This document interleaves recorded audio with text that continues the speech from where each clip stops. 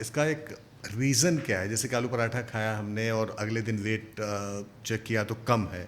इसके पीछे का रीज़न क्या है? क्या डाइजेस्टिव सिस्टम ज़्यादा स्ट्रॉन्ग हो जाता है कि खाना जल्दी मेटाबॉलिज़्म अच्छा हो जाता है? देखिए, पहली बात तो इन सब चीज़ों पे हम बिलीव करते नहीं, हम नहीं जानते कि क्योंकि जो मेटाबॉलिज्म शब्द का इस्तेमाल करते हैं ना, उनको भी पता नहीं मेटाबॉलिज्म क्या होता है। मेटाबॉलिज्म को ये 4 चीज़ों तरीके से डिफाइन करते हैं। एक कहता है मेरा मेटाबॉलिज्म स्लो हो गया है, एक कहता है मेरा मेटाबॉलिज्म लो हो गया है, मुझे हाई करना है। स्लो का मतलब फास्ट करना है। अच्छा। एक कहता है मेटाबॉलिज्म वीक हो गया है। तो इनको यही नहीं पता मेटाबॉलिज्म है क्या, वो हाई है या फास्ट है।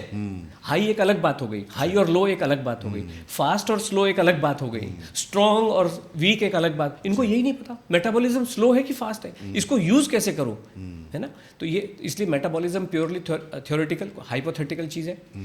दूसरा, इसको थोड़ा सा हम इंटरेक्टिव, इस सवाल का आंसर बहुत इंपॉर्टेंट है, इंटरेक्टिव करेंगे। मैं सवाल पूछूंगा आपसे, अभी अगर हमने कहा कि वेट कम करना है तो मुझे एग्जैक्टली क्या कम करना है?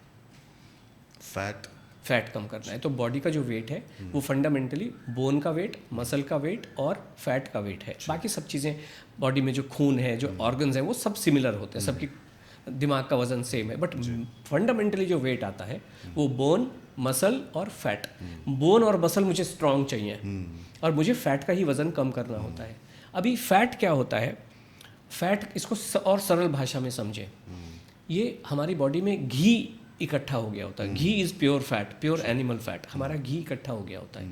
इसको और अलग भाषा में समझते हैं कि अगर मान लीजिए कटोरे में घी है, आपको उस कटोरे से घी को उड़ाना है, पिघालना है, जलाना है, तो हमें क्या करना होगा? आग पे रखना पड़ेगा, उसको गर्म करना होगा।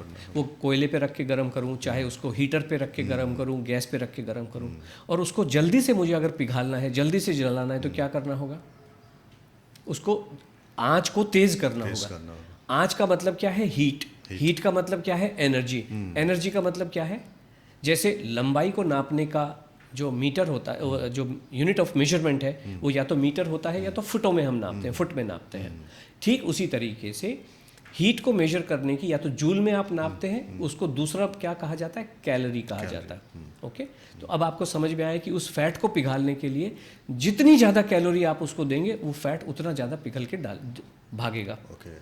उस पर मैं जीरो इस कटोरे में जो घी है उस पर 0 कैलोरी का पानी डालूंगा तो पिघलेगा क्या? नहीं पिघलेगा, उसको जलाना पड़ेगा। तो यानी ज़्यादा कैलोरी देनी पड़ेंगी। तो ये जो हम तो इस शब्दों को मानते नहीं हैं, लेकिन जो जानते हैं, समझते हैं, वो समझ सकते हैं कि कैलोरी, पराठे में बहुत कैलोरी होती है। तो जितनी ज़्यादा पराठे खाएंगे तो फैट पिघला कि नहीं पिघला? पिघला कि नहीं?